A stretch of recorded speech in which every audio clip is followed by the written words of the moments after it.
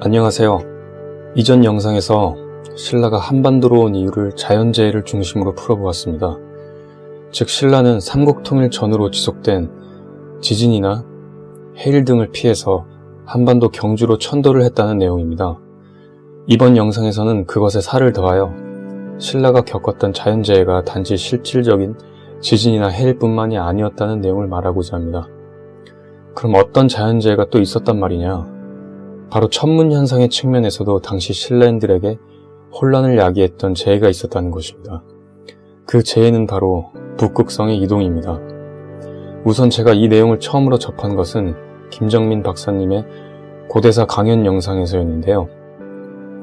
앞으로 소개해드릴 내용은 박사님이 말씀하신 내용과는 좀 차이가 있지만 기존의 큰 틀은 유지한 채 제가 나름 조사해본 내용을 덧붙여 본 영상을 꾸며보았습니다. 다시 본론으로 돌아오면 제가 북극성의 이동이 당시 신라 지배층이 겪었던 또 하나의 자연재해라고 말씀드렸는데요. 그 이유를 차근차근 풀어보겠습니다. 지금 보시는 화면은 스텔라리움이라는 천문 관측 프로그램을 이용한 2019년 1월 22일의 북극 주변 하늘입니다. 가시성을 높이기 위해 별자리를 한번 연결해 볼게요.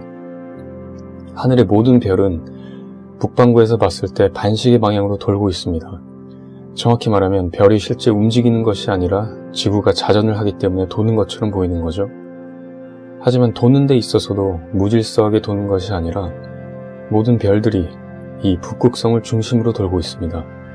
그 원리에 대해 잠깐 설명드리면 이 북극성이라는 것은 지구의 자전축 바로 위쪽에 위치한, 즉 지구의 자전축을 연장했을 때 그 연장선상에 위치한 별입니다. 따라서 지구가 도는 그 중심에 딱 위치하기 때문에 자전하는 지구에 있는 사람들이 봤을 때 다른 별들은 계속 원형으로 도는 것처럼 보이지만 이 북극성은 거의 움직이지 않는 것처럼 보이는 거죠. 따라서 모든 별들이 이 무게감 있는 북극성을 중심으로 돌게 되고 고대인들의 관점에서 이 북극성은 매우 특별할 수밖에 없었습니다. 지금에야 현대인들은 밤하늘 별에 아무 관심이 없지만 옛날 고대인, 특히 지배계층의 입장에서는 이 천체의 움직임은 매우 중요했습니다.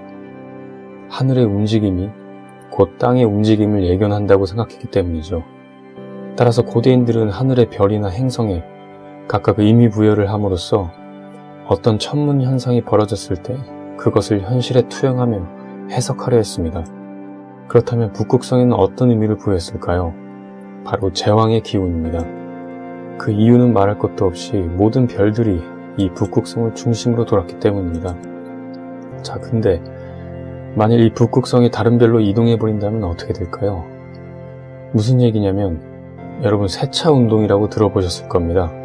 간단히 말씀드리면 지구의 자전축은 영원히 고정되어 있는 것이 아니라 25,800년 주기로 아주 조금씩 움직이고 있습니다. 자전축이 움직인다. 그렇다면 당연히 자전축의 연장선에 위치한 북극성 또한 같이 바뀔 수밖에 없겠죠. 자, 이번엔 밤하늘의 별을 통해 한번 이해해 보겠습니다. 이 화면은 아까 말씀드린 대로 2019년 1월 22일을 기준으로 나타난 북극과 그 주변 별의 모습입니다.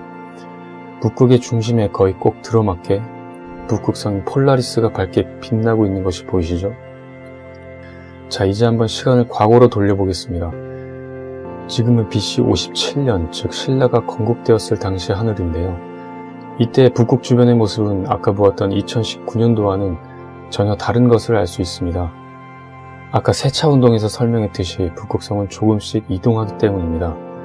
정확히 말하자면 북극성이 이동하는 것이 아니고 북극의 중심이 이동하는 것이죠. 그리고 옛 고대인들은 북극의 중심에서 가장 가까우면서도 가장 밝은 별을 하나 선택해 북극성에 지위를 부여한 것입니다. 자, 그럼 지금과 같이 BC 57년경의 하늘에서 고대인들은 어떤 별을 북극성으로 삼았을까요? 아까 말했듯이 북극의 중심에 가장 가까우면서 가장 밝은 별, 즉 작은 곰자리의 하나인 코카브성이 북극성의 지위를 얻었습니다. 물론 이건 서양의 기준에서 설정한 북극성이고 당시 동양에서는 정확히 어떤 별을 북극성으로 보았는지는 알 수 없지만 개인적인 생각으로 동양 역시 서양 천문학자들의 관점과 크게 다르지 않았을 것이라고 봅니다. 상식적으로 북극 중심에 위치한 가장 밝은 별에 제왕의 지위를 부여하는 것이 타당하기 때문이죠. 이런 맥락으로서 설명을 계속 이어가자면 BC 57년경, 즉 신라 고구려 백제가 건국되기 시작할 즈엔 이 코카부성이 우주의 중심이었습니다. 모든 왕조가 바로 이 별의 기운을 타고 지상에 태어난다고 여겼죠. 그런데 아까 말했듯이 세차 운동으로 인해 북극의 중심은 조금씩 이동합니다. 시간을 AD 500년경까지 빠르게 올려볼게요.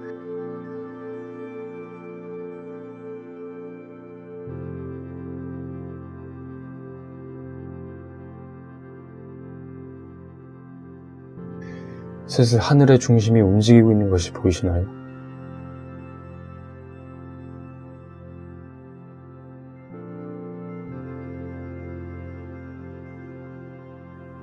결국 AD 500년에 이르면 기존의 북극성인 코카부성을 위협하며 어떤 새로운 별이 북극의 중심으로 들어서는 것이 보입니다.